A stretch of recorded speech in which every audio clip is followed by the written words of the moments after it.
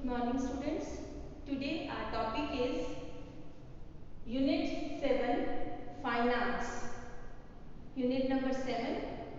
First topic is Finance. First of all meaning of Finance. Finance है क्या? Business के अंदर जो भी मनी हम इन्वेस्ट करते हैं वो क्या है हमारे पास फाइनेंस। चाहे उस मनी से आपने बिजनेस के लिए मशीनरी बाय की, चाहे आपने उसके लिए रॉ मटेरियल बाय किया उस मनी से, मतलब बिजनेस के अंदर जो मनी इन्वेस्टेड है इधर in the form of fixed assets और in the form of current assets और in the form of liquid form cash form, किसी भी फॉर्म में वो बिजनेस के अंदर मनी है वो क्या है हमारे लिए फाइनेंस। तो मीनिंग हुआ क्या इसका? Money invested in the business is known as finance. Now इसके नेचर बतानी है, फाइनेंस की नेचर क्या क्या है, फीचर्स क्या है, that means features of finance. First, necessary for all types of businesses. Business चाहे वो आपका मैन्युफैक्चरिंग बिजनेस है या फिर आपका वो ट्रेडिंग बिजनेस है, आप कोई गुड्स मैन्युफैक्चर कर रहे हो उसमें, या ट्रेडिंग बिजनेस आप कुछ भी मैन्युफैक्चरिंग नहीं कर रहे, सिर्फ आप बाय कर रहे हो और फर्दर सेल कर रहे हो, सेल परचेज बिजनेस है। दोनों ही तरह के बिजनेस में फाइनेंस की रिक्वायरमेंट है। ऐसा नहीं होता कि सिर्फ आपको मैन्युफैक्चरिंग बिजनेस में फाइनेंस चाहिए, ट्रेडिंग में नहीं चाहिए। नो, ट्रेडिंग बिजनेस में भी हमें फाइनेंस की रिक्वायरमेंट होती है। आपको उसमें भी एक अपना शॉप, एक शोरूम सेट करना है, वहां पर आपको जो है अरेंजमेंट करना है डिस्प्ले के लिए, तो उन सब में भी मनी इन्वेस्ट करनी पड़ती है। Second, depends upon the size of business. अब कितना फाइनेंस की रिक्वायरमेंट है वो किस पे डिपेंड करेगा?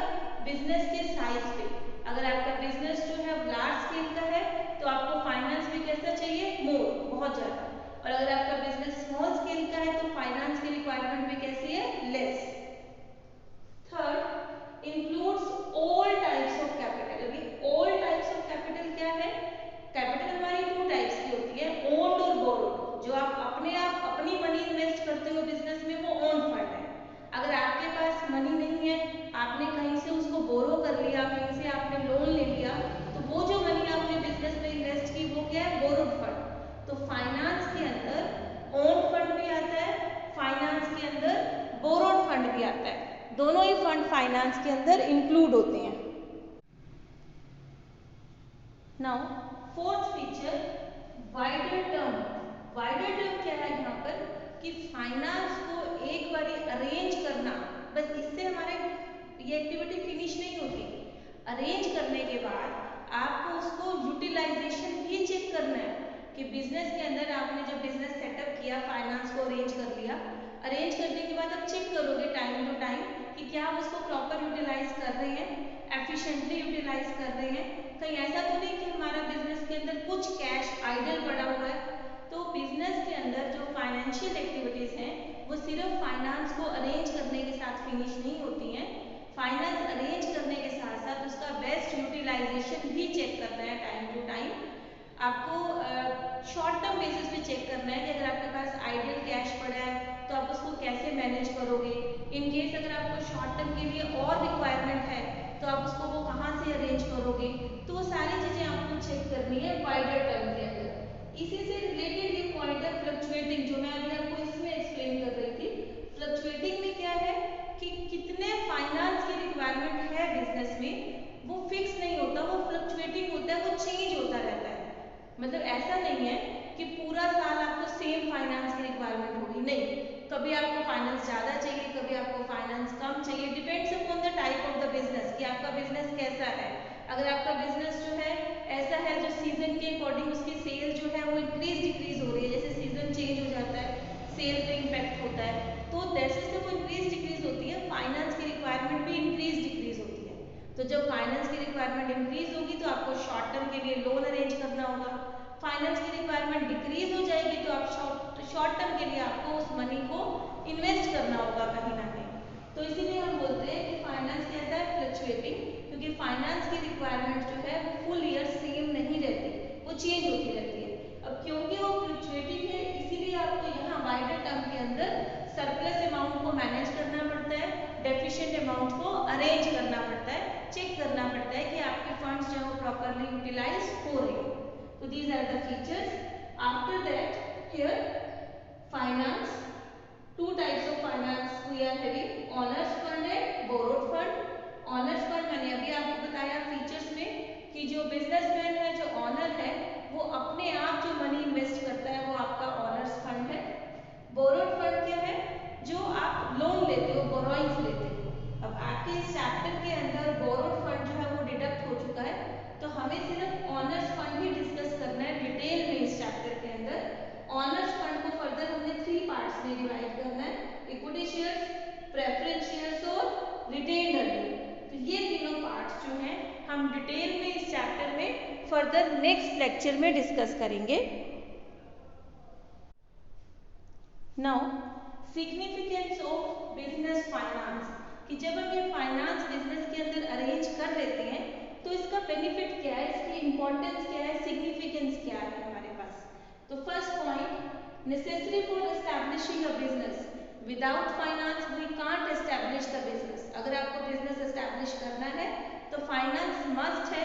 वो अलग बात है कि फाइनेंस का अमाउंट आपको कितना चाहिए, ज्यादा चाहिए, कम चाहिए, that depends upon the size and type of business.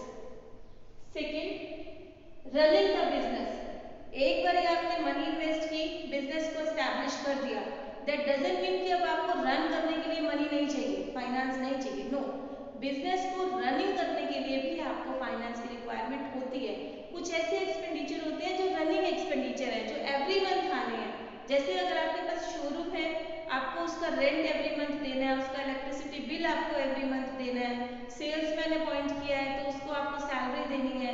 ऐसे अगर आपका मैन्युफैक्चरिंग बिजनेस है तो आपने मशीन्स तो ले ली एस्टेब्लिशमेंट के टाइम, मशीन्स को रन करने के लिए आपको वहाँ पे एम्प्लॉय चाहिए, ऑयल चाहिए, तो वो क्या है, हमारे रनिंग एक्सपेंसेस। तो सिर्फ एस्टेब्लिशमेंट के लिए आपको फाइनेंस नहीं चाहिए, एस्टेब्लिशमेंट के बाद रनिंग के लिए भी हमें फाइनेंस की रिक्वायरमेंट है। Third, necessary for expansion, if you want to expand the business, आपको बिजनेस को इंक्रीज करना है साइज उसका, तो उसके लिए आपको क्या चाहिए, फिर से finance. Fourth, necessary for opportunities, opportunities क्या है, मार्केट के अंदर जब भी कोई बेटर ऑफर आता है, अगर आपके पास फाइनेंस है तो आप उसको अवेल कर लोगे, बट अगर आपके पास फाइनेंस की शॉर्टेज है तो आप उस अपॉर्चुनिटी को अवेल नहीं कर पाओगे। तो अपॉर्चुनिटी अवेल करने से बेनिफिट क्या होगा कि आपकी कॉस्ट डिक्रीज हो जाती है। तो if you are having a finance you can take the benefit of opportunity. जैसे फॉर एग्जांपल, अगर आपके रॉ मटेरियल है जो आप बाय करते हो अपनी इंडस्ट्री के अंदर, सपोज एक टाइम पीरियड आया, रॉ मटेरियल का प्राइस बहुत कम हो गया, अब आप क्या कर सकते हो, कुछ टाइम के लिए रॉ मटेरियल को ले सकते हो अगर आपके पास फाइनेंस है तो। अगर आपके पास फाइनेंस नहीं है तो आप उस अपॉर्चुनिटी को नहीं ले पाओगे, और जब आप बाद में रॉ मटेरियल लोगे तो आपको नॉर्मल प्राइस पे मिलेगा। Next is necessary for facing the recession.